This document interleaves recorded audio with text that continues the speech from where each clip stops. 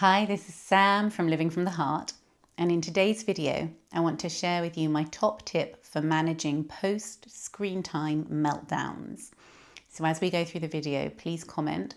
I know that screen time is a huge issue for a lot of us trying to parent in a digital age, so I would really love to hear your input and feedback as we go through. And if you haven't already liked and subscribed, please do, it really helps. So here we go. Here is my top tip for managing post-screen time meltdowns.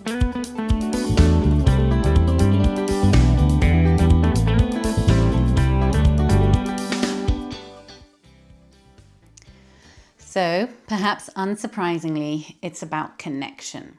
And this is one of the most valuable lessons that I have taken away from learning with people like Tosha Shaw, Patty Wipfler, Dr. Laura Markham, these absolute goddesses of peaceful parenting, connection-based parenting, is that connection always helps. It's always the good go-to for whatever the situation may be that you and your child are facing. And something that really struck me was when they talked about before and after a separation, make sure you put in extra connection time. And I thought, okay, if you're being separated from your child for some reason for a number of days, that makes sense. But then they went on to explain this occurs also when a child goes to kindergarten or to school. It occurs when the child goes to sleep. It occurs when the child watches a screen. So in all of these instances, there is an energetic and a psychological disconnection from the parent. And that's not to say that you've done anything wrong as a parent. I'm sure we can probably all think of times when there's been a disconnect because we haven't been parenting the way that we would really like to. But there are a lot of these situations in daily life that are not a reflection of our parenting, that are just part of the everyday, like going to kindergarten, like going to sleep, and for most of us, like having a bit of screen time. So if these are all disconnections between parent and child, then it makes sense that we need to factor in that reconnection, pre-connection before and reconnection afterwards. So when it comes to screen time, what I've really noticed with mine is I'll do the warnings, okay, 2 more minutes, 1 more minute, I've made sure that they've heard.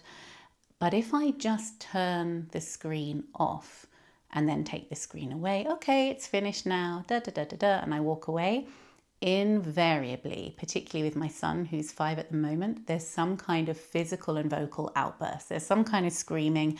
There's often a running up and an attempt at a hit or a kick. And it's really easy, if I'm not thinking about what's just happened, it's really easy to see that as brat behavior. How dare you? You just had 10 minutes of your favorite cartoon. How dare you treat me like that? Or how am I doing such a bad job at parenting that I'm raising such a brat? But if we can understand that this is about disconnection, and when the child is disconnected, they're not co-regulating with you. They are in some other land, whether it's sleep or kindy or screen zombie land, wherever they may be, it's not with you. And when we take them out of that screen time, in this instance, they can't self-regulate.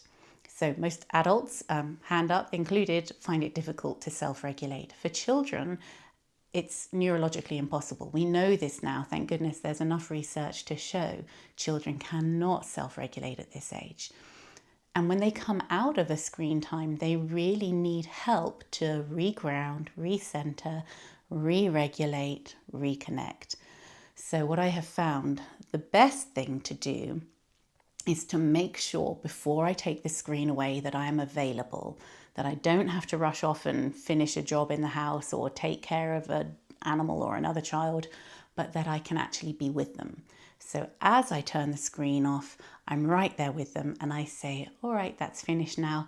I'm ready to play with you. Would you like to come and play some Duplo? Would you like to come and read a book? Or what can we play together? I'm right here with you. And I make sure that I look them in the eye and that my presence is calm.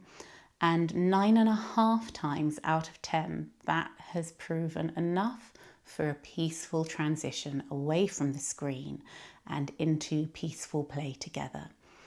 And I noticed that sometimes they need me for a while to play with them, to re-engage with them, maybe for 15-20 minutes before I can walk away peacefully and disconnect again in order to do whatever job I have to do around the house. Sometimes it doesn't even take that long. Sometimes all they need is 5 minutes of connection time again.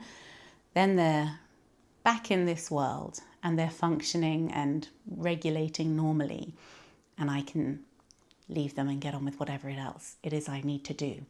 So I have found it a massively useful strategic tool. Connect with the child before the screen, and that's also quite hard because often when I'm using a screen, it's because I'm at my wit's end and because I've got 5 million other things that need to be done right now, and it's easy just to go, right, put this on, sit down, be quiet, I'm off doing something else. But what I now try to do is to at least have a 10-second conversation with them as I'm setting it up, to make sure that we've got eye contact, to give them a hug and a kiss, to have that connection before the screen, and to make sure that I'm immediately available after the screen, and to engage in their play on their level in a calm, totally present way. So I give them the gift of my full attention for those few minutes. If you know anything about special time, this is something that Tosha Shaw and Patty Whitfler talk about a lot, and Dr. Laura Markham. This is almost like a mini special time where you are totally with them and following their lead with whatever they want to do, not trying to impose your own ideas or your own structure, but as much as possible following the child's lead. Let me know. How is it working out for you? What are your big issues around screen time? I'd love to hear. I'd love to start this conversation going. My kids all have different needs and different reactions. At the moment, they're 7, 5, and 2, and the 7-year-old has Down syndrome, so her development stage is different from her yearly age. So when it comes to screen time and screen time management, it's different for each of them. And I'd love to hear from you. What's happening with you and your children? What is working for you? What isn't working for you? All right, feel free to comment, like and subscribe if you haven't already done so. And until next time, peace out.